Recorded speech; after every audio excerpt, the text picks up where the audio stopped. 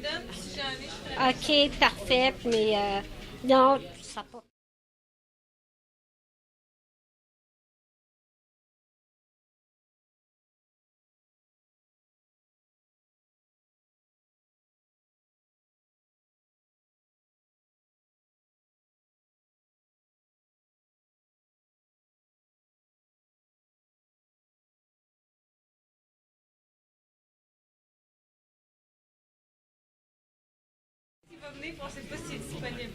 C'est ça, ben là, puis là, je parlais de toutes les ramifications dans les liens associatifs là, qu'il faut faire. Oui, il y a des. Mais il faut aller chercher des alliés qui vont porter notre message. Fait que oui, ça a eu une belle réception. Ah oui! Ben merci, Roxane.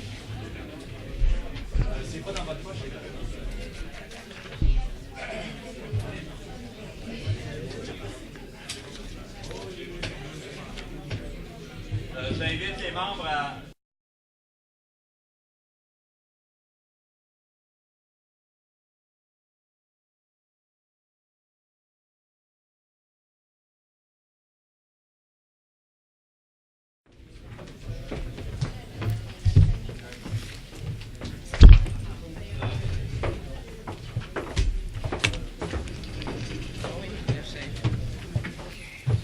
Ah mon Dieu. Allez,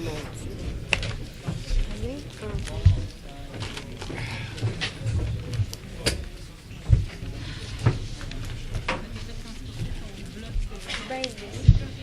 Ben oui. Ben non, c'est en bois, c'est pas en métal. Mais quand même,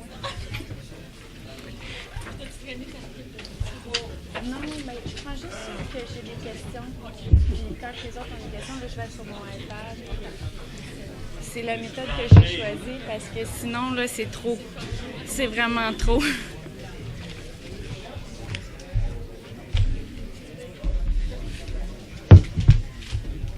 je pense pas qu'il soit ouvert. Non, mais les moi, l'autre fois, on m'entendait pas. Monsieur Blanchet. Mine was off.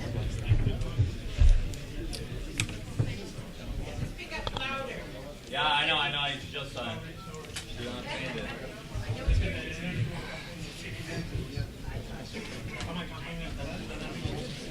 Bernard voulait boire un verre d'eau? Oui, ma chouette. Oh, excuse-moi. Et voilà. Moi, je suis trop chanceux. Je suis gentil de table. Je suis choyé, je ne pourrais pas sortir de la journée. Je ne vais pas faire ça sur le milieu de la plus motivé.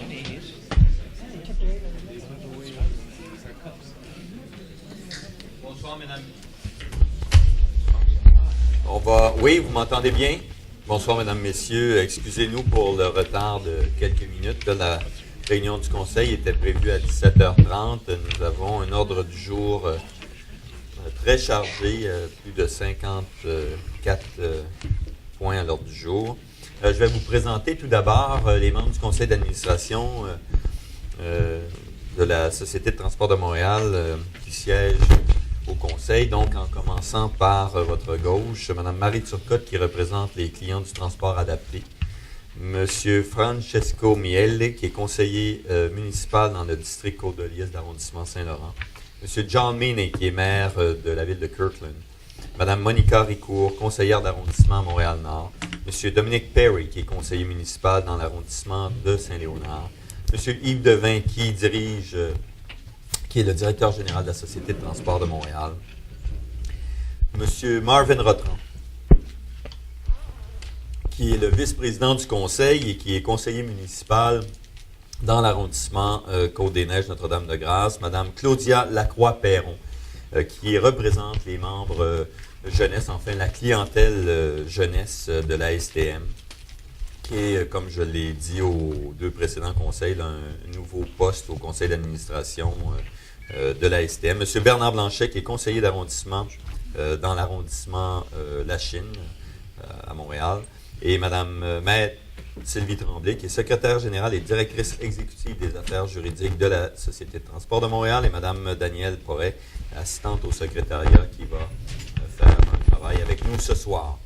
Comme à l'habitude, avant de passer à la période de questions de la clientèle et du public. Je donne un petit peu des nouvelles de ce qu'il y a eu au cours du dernier mois entre le dernier conseil et celui de ce soir. Tout d'abord, nous avons annoncé cette semaine, je vais aller dans le désordre des dates, mais nous avons annoncé une expérience pilote qui va se dérouler sur 2 lignes de la Société de transport, les circuits 140 et 180, où nous avons installé des supports à vélo. Donc, c'est un travail que nous avons commencé il y a quand même quelques temps de cela, à peu près 2 ans. On a regardé ce qui se fait ailleurs dans les sociétés de transport public à travers l'Amérique, le Canada et le Québec. On a pris des comparables de petites, moyennes et grandes villes. Et c'est un projet qui va nous permettre de voir comment ce service va pouvoir se déployer sur un certain nombre de lignes pertinentes à la STM. Je tiens à le dire parce que entre le moment où on l'a annoncé et les entrevues que j'ai faites avec les journalistes et les médias et les gens qui m'en ont parlé, soit dans le bus parce que je les ai rencontrés, moi j'ai un vélo, puis comme les gens disent, c'est juste à pédaler. C'est vrai. J'ai un vélo, puis on pédale. Quand on a un vélo, c'est pour pédaler. Et la STM n'est pas là pour que les gens prennent le bus tous les matins avec leur vélo, puis ils débarquent le vélo, puis pas pédaler. C'est un complément de mobilité. Ça fait partie du cocktail transport. Ça vient soit nous dépanner lorsqu'il pleut et qu'on veut remonter chez nous, soit nous permettre de nous rendre dans des endroits qui sont plus agréables, le Cap-Saint-Jacques. On peut se rendre à l'ouest, par exemple, en bus et revenir le long des arrondissements La Chine, La Salle, Verdun, le long du fleuve. Donc, c'est un complément de mobilité. Et on a annoncé ça en même temps que nous annoncions que la première voiture qui accueillait en dehors des heures de pointe la semaine et le week-end, les 4 vélos va pouvoir accueillir jusqu'à 6 bicyclettes. Nous annonçons également que lors de grands événements à Montréal, festivaliers, culturels, artistiques, ce ne sera pas systématiquement tout le métro, toutes les lignes du métro qui vont être fermées aux bicyclettes, entre guillemets, mais les lignes, en particulier là, lorsque ça a lieu dans les îles, la ligne jaune. Donc, on a annoncé ça et on a annoncé également que depuis une bonne année et demie, M. Devin, on a changé les stationnements de vélos aux abords des stations et on a augmenté ce nombre-là, toujours dans un contexte... on a doublé depuis 3 ans. 1500. Donc, c'est de la complémentarité modale. J'ai pris un petit peu plus de temps sur ce point-là parce que c'est la nostalgie de mon militantisme des années 70. Donc, on s'aperçoit qu'il y a des choses, quand on fait des présentations publiques et qu'on essaie de faire avancer des choses, bien, ça fonctionne, puis ça se fait par étapes. Et dans le cadre du projet pilote, bien, je pense que ça va bien se faire. Et on demande donc la collaboration ou enfin les commentaires de nos chauffeurs, de la clientèle, des cyclistes, pour que ça réussisse. Deuxièmement, on a présenté notre réseau de nuit remasterisé. Le réseau de nuit de la STM, historiquement, parce qu'on est dans le cadre du 150e anniversaire des transports publics à Montréal, qui ont débuté en 1861, notre réseau de nuit d'autobus desservait surtout nos chauffeurs que nous amenions au centre de transport. Et dans ce cas-ci, après, on a fait des lignes qui desservent les travailleurs, travailleuses en zone industrielle et puis les gens qui sont plutôt les noctambules, les gens qui aiment fêter ou qui travaillent au centre-ville. Bien là, on a remasterisé le réseau. C'est un travail qui a été fait depuis une année avec nos équipes pour augmenter la fréquence, augmenter des bus. C'est près de 75% d'amélioration. Et pourquoi on fait ça? C'est vrai que ce n'est pas la même clientèle que le jour, mais si on veut que des gens embarquent dans le mouvement collectif, bien, il faut leur dire qu'on ne les abandonnera pas la nuit et qu'ils vont trouver un réseau qui est efficace, qui est fréquent. Et là, c'est facile à lire. Il y a maintenant 23 lignes. Les fréquences sont améliorées. C'est 7 nuits par semaine toute l'année. Je pense que c'est un gros plus. Il y a une nouvelle signature visuelle. Ça fait partie de nos familles de services. Donc, c'est une nouvelle annonce que nous avons faite également ce mois-ci. Pour le prochain point, qui est la relève, en quelque sorte, on s'est mérité un certain nombre de prix, mais on s'est mérité le prix or dans le cadre du concours de la relève. Et je vais inviter Mme Claudia Lacroix-Perron à vous dire quelques mots parce que je pense que c'est elle qui a le trophée entre les mains, ou la médaille. Exactement. Donc, j'ai apporté le prix que la STM a reçu au début du mois de juin dernier. Donc, dans le fond, c'est la CRI de Montréal et le Forum Jeunesse de Montréal qui qui annuellement remet des prix aux organisations qui intègrent des jeunes dans leur conseil d'administration. Donc, cette année, il y a le tiers du conseil d'administration de la Société de transport qui est composé de jeunes. Donc, M. Francesco Miele et Monica Ricourt et moi-même qui avons en bas de 35 ans. Donc, c'est une très belle reconnaissance pour la société. On en est bien fiers. Oui, on en est fiers d'avoir. Puis on doit vous le dire, c'est-à-dire une société de transport public, un budget d'1,1 milliard de dollars, 9 000 employés, 390 millions de déplacements, et que le président de l'agglomération de Montréal et que l'agglomération de Montréal, enfin le maire de Montréal, ait pris cette initiative de nommer des membres jeunes qui sont la relève. Ça, il y a une responsabilité supplémentaire pour les vieux membres du conseil que je ne nommerai pas ce soir, mais ils ont un rôle de mentor et puis ils ont un rôle d'accompagnement sans être un rôle de maternage ou de paternage. Fait que c'est un travail d'amener les membres qui sont plus jeunes et nouveaux à apprendre sans faire de sermon. Le spectacle de YouTube, je n'y serai pas. Mais donc, pas ce week-end, l'autre week-end, il y a un événement artistique d'importance à Montréal. La Ville de Montréal, le groupe Evenco et la STM, nous avons travaillé très fort pour offrir un transport collectif opérationnel, puisque le site qui a été retenu pour le spectacle de U2, c'est un site un peu excentré, qui est les anciens terrains de Blue Bonnet.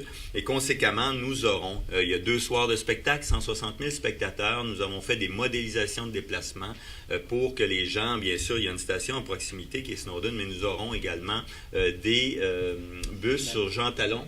Pardon, c'est pas Snowden, c'est Namur.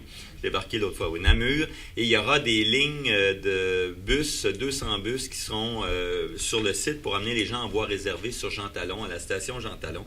On a également au conseil d'administration, à la recommandation de la direction de la STM, adopté un titre de transport spécifique pour cet événement-là. Transport illimité, valable également à Laval et Longueuil, de 5 $ pour ce grand spectacle des 8 et 9 juillet du groupe U2. It won't be a Bloody Sunday. Vous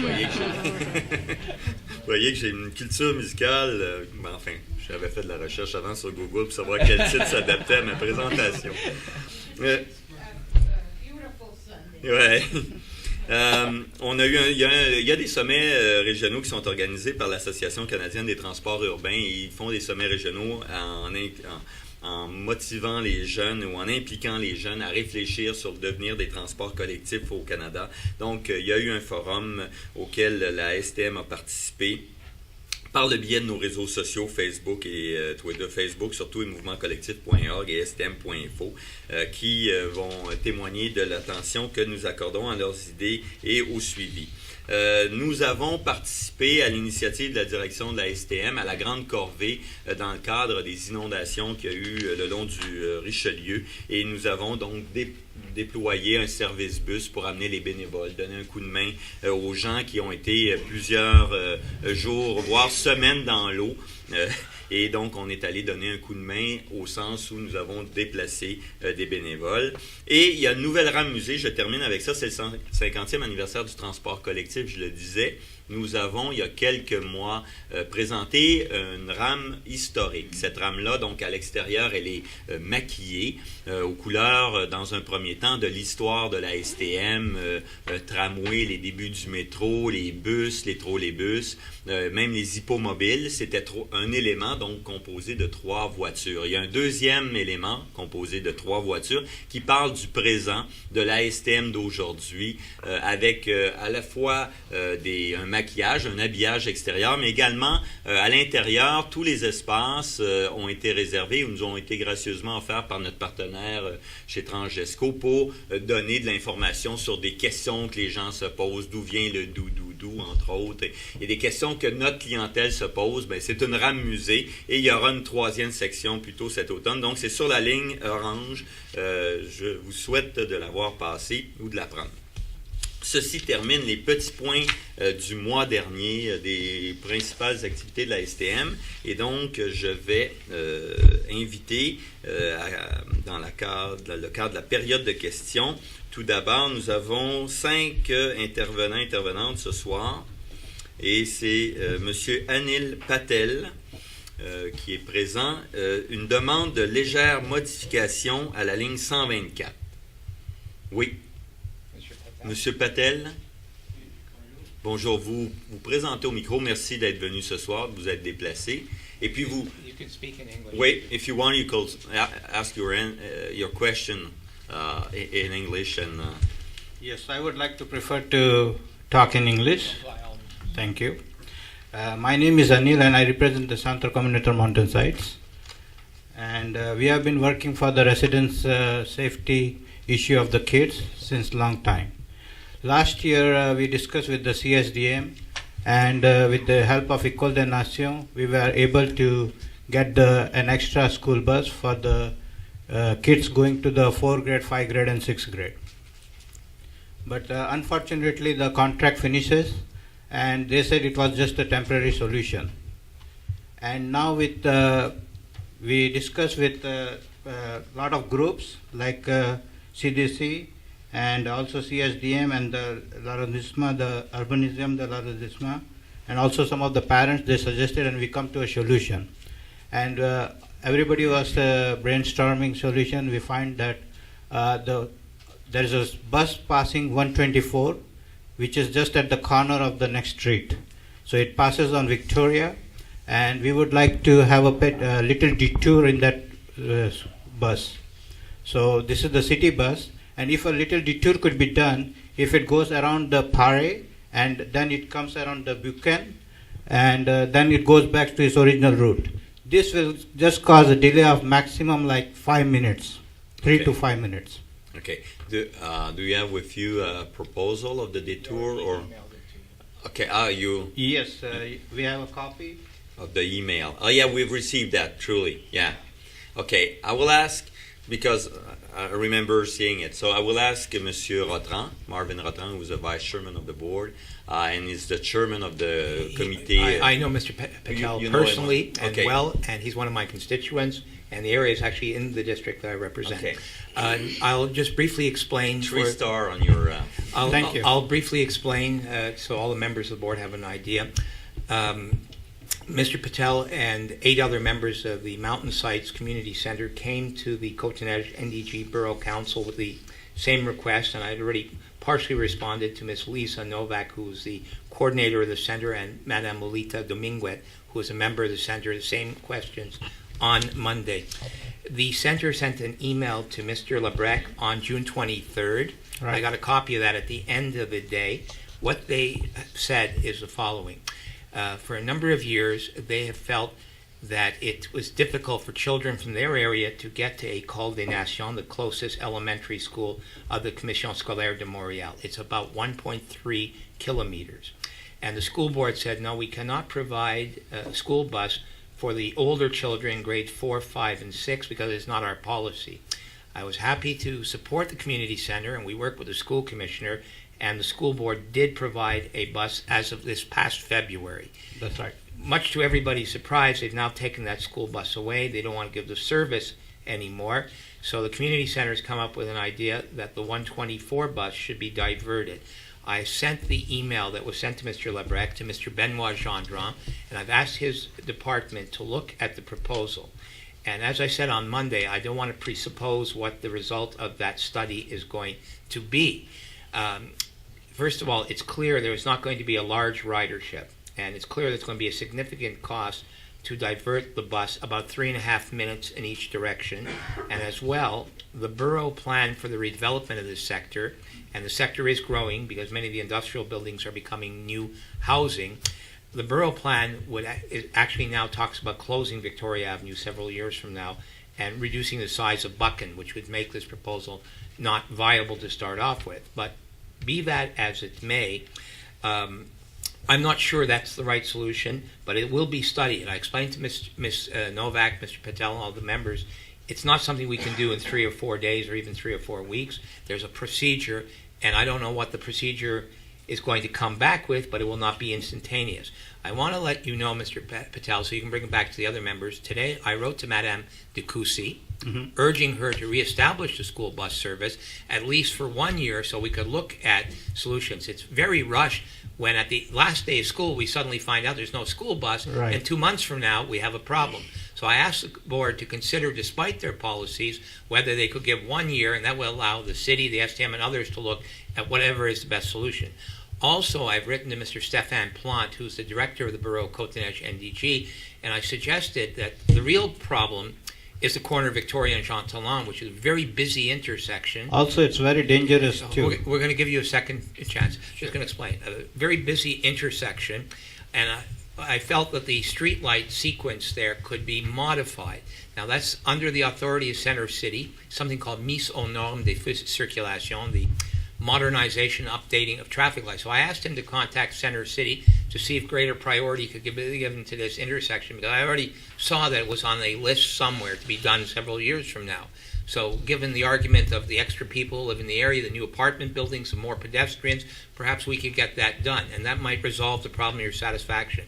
And as a third option, rather than necessarily diverting the 124, I've asked Mr. Gendron to look at the possibility of putting a bus stop at the corner of Paris and Victoria, so that children won't even have to cross over Jean Talon, because they could take the 124 bus from Paris. I'm not sure what he's going to come back with, but what I'm saying is, rather than say yes to you or give you a false hope, I'm trying to find a solution that will work for people in your area as your local councillor, but also as vice president of the STM, I want to make sure we make the right decision.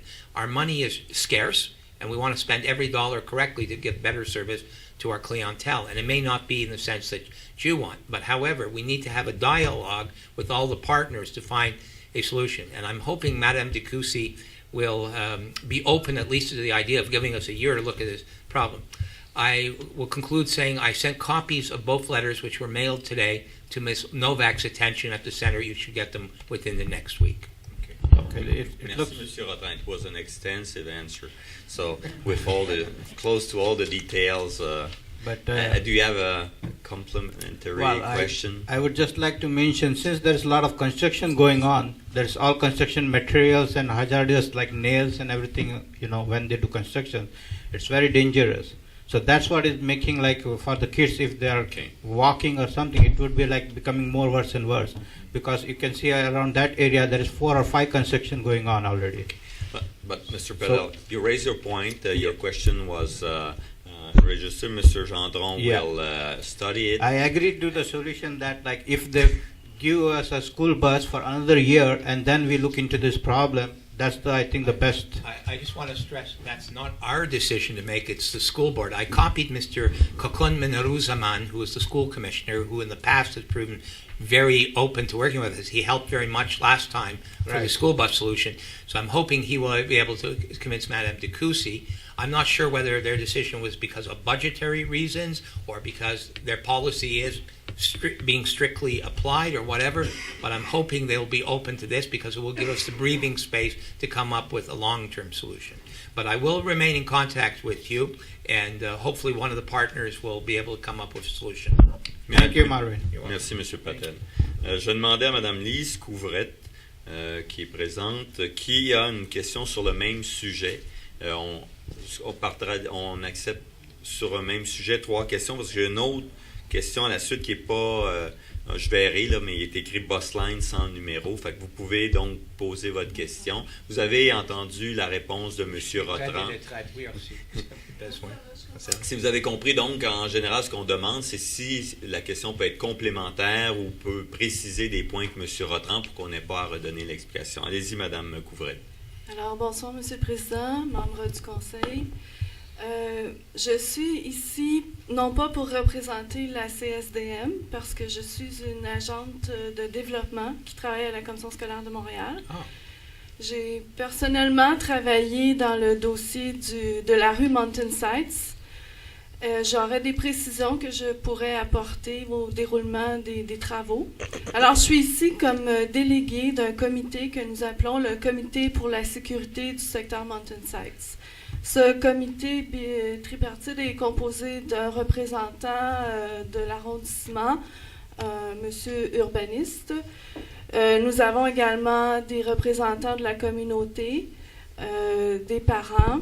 Nous avons 2 agents de développement de la commission scolaire, le directeur de l'École des Nations. Ce comité-là a été formé seulement au mois d'avril, malheureusement, ce qui explique que nous apportons ce questionnement, cette demande concernant l'autobus 124, qui nous a apparu comme étant une solution probable. Madame de Courcy nous avait enjoint que la communauté se mobilise afin de trouver une solution au problème de sécurité des enfants qui doivent marcher à l'école. Elle est très sensible à cette problématique, c'est pourquoi elle s'est empressée de fournir du transport scolaire, mais malheureusement, les budgets ne permettent pas, c'est une question budgétaire. Alors, nous avons exploré ensemble plusieurs possibilités pour résoudre ce problème de sécurité. Nous arrivons avec cette demande et nous aimerions également inviter quelqu'un, si possible, peut-être, ma question, là, je finis avec ça, si c'était possible d'avoir M. Rotran ou quelqu'un qui serait délégué afin de travailler avec nous à ce comité-là, afin de trouver une solution pour la sécurité des enfants. Tous les partenaires autour de la table sont très ouverts à toute solution que nous pourrions trouver ensemble. Okay. Alors, vous êtes invité, M. Rotran, si c'est possible pour vous de vous joindre à nous. Nous aurons une rencontre le 6 juillet dans le secteur Côte-des-Neiges. Et okay. Sinon, peut-être déléguer quelqu'un. OK, vous interpellez la STM. Donc, il y a un comité là, autour de cette école, les centres communautaires, en quelque sorte. Est-ce que M. Rotran indiquait qu'il a demandé à la STM, il y a M. Gendron et son équipe, en quelque sorte, qui font tout ce travail-là. Moi, je le dis souvent, un circuit d'autobus, là, c'est un travail de dentelière. Et de Bruges en plus. C'est la distance, les arrêts, comment c'est fait. Et souvent, les gens nous viennent nous demander est-ce que vous pourriez l'allonger un petit peu, on est juste à côté. Et c'est pas qu'on veut être réducteur en disant que c'est pas si simple que ça, mais ça a des impacts. À chaque fois, c'est étudié, puis c'est ce que M. Rotran disait. Je vais lui demander de compléter, mais ce que je comprends, c'est qu'on a déjà demandé à nos équipes de mesurer ce que seraient les impacts qu'ont l'achalandage et s'il n'y a pas effectivement d'autres moyens avec l'arrondissement ou la commission scolaire. Et il y a une demande qui a été acheminée par M. Rotran à la présidente de la commission scolaire pour voir s'il ne pourrait pas, pour unanimement. Allez-y, M. Rotran. Là. Oui, effectivement, je me souviens d'avoir une courriel de Mme Novak de le centre communautaire en février ou mars dernier, grande victoire pour la communauté, la commission scolaire convaincue. Nous avons notre autobus scolaire tout réglé. Et première fois que j'ai entendu qu'il y a un problème, c'est le 23 juin, quand M. Labrec et moi on reçu la courriel qui effectivement, il y a maintenant demande concernant le 124. Première fois. Donc, c'est bien un grand surprise. J'ai parlé à Daniel Lafont, qui est le directeur de aménagement urbain et services aux entreprises à l'arrondissement. Il m'a confirmé, il n'a jamais dit qu'il faut détourner le 124. Son idée à lui est peut-être on ajoute une arrête au coin Paris et Victoria qui n'est pas bête comme idée, doit être examinée comme une possibilité d'atténuer la situation. On va certainement continuer de travailler avec vous.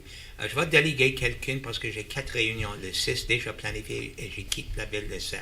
Donc, mais on va assurer que l'arrondissement est là et le STM va être en contact avec le centre par le biais de M. Gendron ou quelqu'un de son équipe si on a besoin d'informations supplémentaires. On va essayer de faire notre mieux de le faire assez rapidement, mais chaque fois qu'il y a un requête comme ça, on étudie l'achalandage, l'emplacement des arrêts, tout ça prend des mesurements et effectivement ça prend du temps.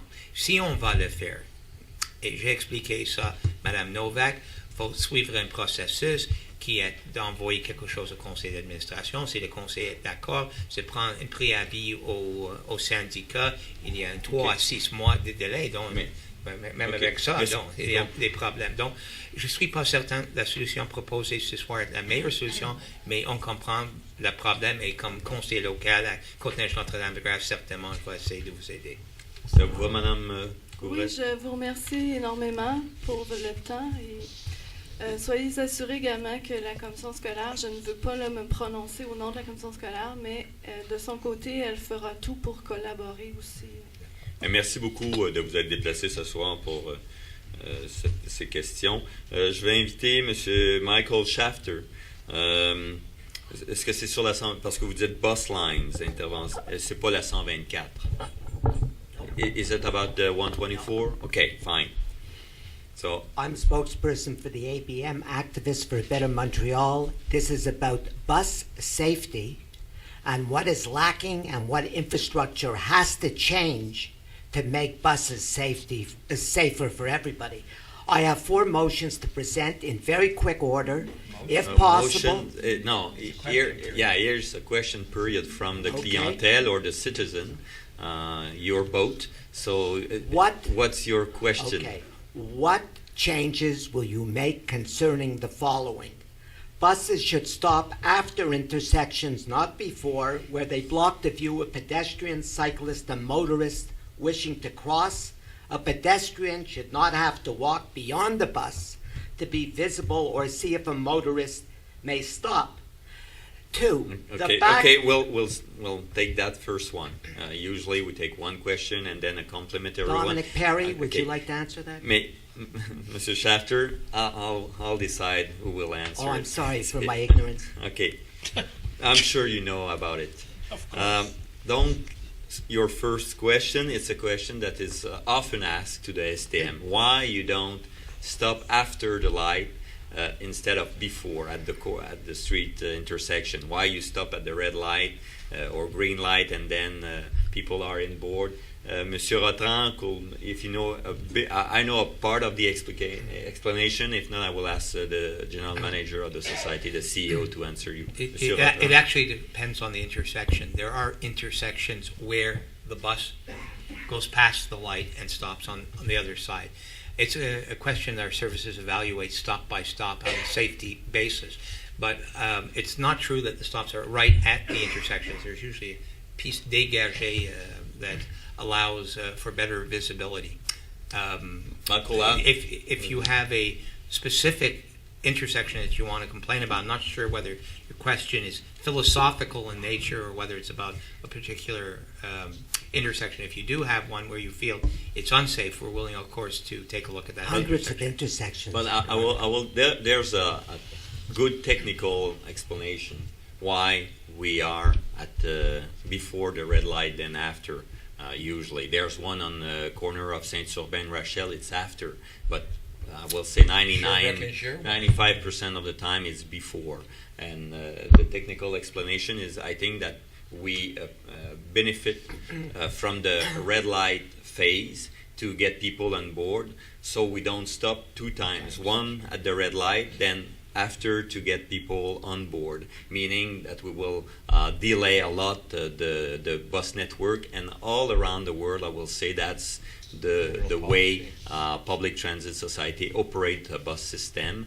If not, they evaluate when there's a logistic or a safety aspect, and when citizens bring the point to this specific intersection, there's more analyses that are done, but usually, and if you look all around the world, is before. That's the technical point. Unfortunately, with our new articulated buses, it is a lot more convenient for them after the intersection. No, it's Okay. not. My second, the back of the bus should not carry advertising, but a video image of what's happening in front and who is there.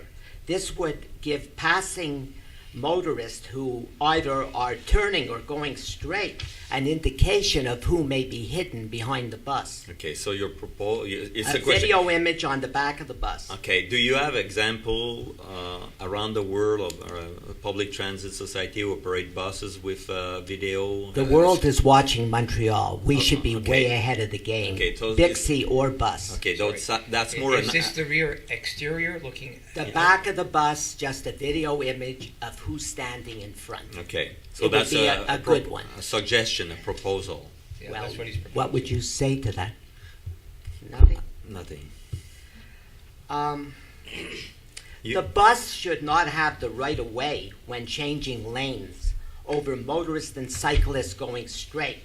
This may cause a car or truck to lose control and hit pedestrians on the sidewalk. But for some reason, you have gained the right of that right-of-way, which in the code everywhere stipulates that for everyone else, Yeah. it's the one that's going straight that has the priority. Yeah, it's part now of the highway code in Quebec. It's part of what we call a priority that we give at buses and in general. It's the same as the new light, the white candela or cigarette light on top of the red or the green one that give a 4-second priority to the general circulation. It give a few seconds of gain in the circuit of the bus line, and it permit the bus to reintroduce the circulation easily. Yeah, I want to stress this is generally the rule almost everywhere now in North America, as well as in countries in Europe and Asia as well. In fact, they're far stricter in some countries. The idea is it increases the commercial speed of a bus route, making the bus a more attractive option, and thus winning people out of their cars and into public transportation.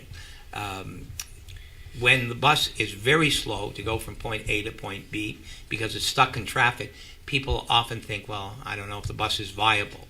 But however, when the bus picks up a couple of kilometers an hour, it not only saves fuel and emits less greenhouse gases, it attracts more riders because people say, well, you know, it's good. The bus is getting priority. I'll take the bus. And that's the same logic for things like bus lanes as well. So I'd ask you to consider that. If you want to give cars a priority over public transit, you're probably in the wrong place to get much sympathy, because we all feel the opposite. We feel that public transit should be prioritized. So, Mrs. My Bouchard, last one. Usually here at the Well, general. I'm sorry I was not aware of it. Could I ask my last one? No, Because you. it's important. If I know, if we Michel know Lebrecq, someone who please. is well aware. What of, I'm saying is that Mr. Marvin Shafter, Rotrand Mr. was Shafter. incorrect Mr. because of Shafter, the Mr. last Shafter, point that I was going to make. Mr. Shafter. That we have to eliminate the 10-minute promise, Mr. which in Shafter. first speed, when you, Mr. Rotrand, has just negated it with everything that you said about buses having to be faster on the route. Mr. Schachter, I'm always polite to you, and I've explained this to you now 4 times. I know you're opposed to what we call the 10-minute max network. The 10-minute maxes are 31 busiest routes, and it means you'll never have to wait more than 10 minutes between buses between 6 in the morning and 9 at the evening, Monday to Friday. You've interpreted it to mean that buses go faster, are driving above the speed limit to be able to meet the schedule. It's not the case. It only tells the rider that there's always going to be a frequent service. And in fact, on most of our routes, we provide service, those 31 routes, more than once every 10 minutes in rush hour. And there is no effort to make the drivers drive faster to meet a particular schedule. It's because we've increased frequency and the number of buses on the route. I know you've had the same intervention several times at the borough and I believe at City Council, but your interpretation of the 10-minute max is incorrect. So, thanks a lot, Mr. Shafter. Je vais inviter Monsieur. Oui, Okay, vous please. pouvez le And déposer. everybody on council. Vous pouvez le déposer. Je vais inviter Monsieur Ghislain Laframboise, qui a une question sur le retrait de sièges dans les wagons MR63 et une demande pour poser des strapontins, qui est un très beau mot, strapontin. Oui, c'est ça. Justement, c'est En anglais, on a. c'est monsieur Alain Lamotte, I call him Continent Verdun, Strapontin. qui m'a suggéré de vous poser la question peut-être. Monsieur qui? Alain Lamotte, Alain Lamotte. oui, de l'arrondissement Verdun, et qui ne pouvait pas venir malheureusement ce soir. Donc, on répond et il va pouvoir obtenir la réponse en web diffusion, puisque je ne l'ai pas dit ce soir, mais le conseil est web diffusé sur stm.info, mouvementcollectif.org. Parfait. Bon, la question elle est simple. Dans les MR63, depuis quelques temps, les bancs du bout de chacun des wagons ont été enlevés pour faire plus de place à l'intérieur des wagons. Malheureusement, M. Alain Lamotte est une personne qui est quand même d'un âge dans la soixantaine, et plusieurs gens aujourd'hui, la population du Québec entier vieillit. Et malheureusement, il voudrait avoir plus de bancs dans les bancs, puis en enlevant les bancs, on empêche les gens de pouvoir s'asseoir dans où il y avait des bancs auparavant. Fait que je vais vous répondre le plus plus synthétiquement possible. L'ASTM a pris une décision il y a quelques années de modifier les voitures MR73 pour donc enlever un certain nombre de bancs, donner une section qui est accessible en particulier aux fauteuils roulants ou aux vélos, là, et ce faisant, à accroître la capacité, bien sûr, à l'intérieur d'une rame de 9 voitures. Nous avons, le conseil d'administration, avec recommandation de la direction générale, fait les mêmes modifications sur les voitures 63. Ça a commencé. Nous avons demandé à la clientèle en différents modèles de configuration. Nous étions bien conscients que ce faisant, il y aurait moins de place assise. Je n'ai pas le dénombre, M. Devin, est-ce que vous vous en souvenez exactement du nombre de... Dans le fond, il y a 4 bancs de moins. 7 bancs, 4 bancs par voiture. Ça veut dire... Sur 9 voitures, ça fait 9 fois 7. 63. C'est 63. C'est pour ça qu'il y a des jeunes au conseil d'administration. Donc, on a retiré ça, et je conclue, puis vous pourrez poser. Donc, nous avons retiré, sachant que nous agrandissions par en dedans. Okay. Une fois ça dit, les MP-M10, les nouvelles voitures, auront également des zones pour les fauteuils roulants, les vélos, les poussettes, mais munis de strapontins et d'appui échiquiatique. Ce que nous ne pouvons pas faire présentement pour les 63 qui sont en fin de vie utile. C'est ma réponse initiale. Donc, parce que ça serait des investissements trop onéreux pour le peu de temps qu'il reste à faire sur MR63. Exactement. C'est pour ça qu'ils n'ont pas de strapontin. C'est ça. Mais vous pouvez être assuré que les 468 voitures qui vont être livrées en service voyageur et opérationnel à partir de 2014, il y a eu une visite cette semaine des... J'ai eu des gros yeux dans la salle, donc il n'y a eu aucune visite cette semaine. Donc, les MP10 seront munis. Mais la décision du conseil était une décision de les retirer, d'agrandir un petit peu pour le passage jusqu'à temps qu'on les retire. Est-ce que vous avez une autre idée comment ça aurait coûté pour faire le... Non. Mais on va vous obtenir la réponse. On s'engage à vous obtenir ce que ça aurait coûté de remettre des strapontins, de les faire dessiner, adapter avec tout ce que ça requiert là, de positionnement ergonomique, les fixer aux parois, tout ça, mais je vais demander qu'on fasse une simulation de ce que ça aurait pu représenter sur les 350 quelques voitures, enfin les places, là, qui est 7 par voiture. Je vous remercie beaucoup, M. Laframboise, d'avoir posé, vous êtes déplacé pour poser la question de... Je dois vous dire en passant qu'on a demandé également au secrétariat général, à l'automne, on va compléter une première année de conseils avec des conseils en web-diffusion, et si nous allons pouvoir peut-être éventuellement accueillir un certain nombre de questions de gens qui ne sont pas présents, on est en train de regarder ce que ça pourrait vouloir dire. Je vais inviter le dernier intervenant, M. Alain Tremblay, qui veut connaître, M. Tremblay, le nombre de stations accessibles en date d'aujourd'hui en accessibilité universelle, mais je pense vous parlez spécifiquement des ascenseurs, j'imagine. Oui, parce que c'est très large, l'accessibilité universelle. Et ce que je vais faire, je vais vous donner une petite introduction à votre question, vous allez la poser. Je vais inviter Mme Turcotte ensuite à donner une réponse parce qu'elle nous a présenté quelque chose au Conseil aujourd'hui. OK, merci. Disons que mon point, c'était pour savoir justement combien de stations par année qui peuvent être aussi adaptées, là, avec ou sans ascenseur, parce que sans rentrer dans les technicalités de l'accessibilité universelle, là, puis en tant que je comprends très bien que je ne verrai peut-être pas l'ensemble des stations accessibles de mon vivant, mais parce que c'est long quand même, la bureaucratie, puis la mise en place de ces choses-là, ça, je comprends tout ça. Mais j'aimerais savoir, à partir du métro Henri Bourassa ou Berry-UQAM, s'il y avait eu des ajouts de stations avec ascenseur, ou s'il n'y a pas nécessairement d'ascenseur, s'il n'y a pas eu des modifications pour permettre l'accessibilité de la station à défaut d'ascenseur. OK.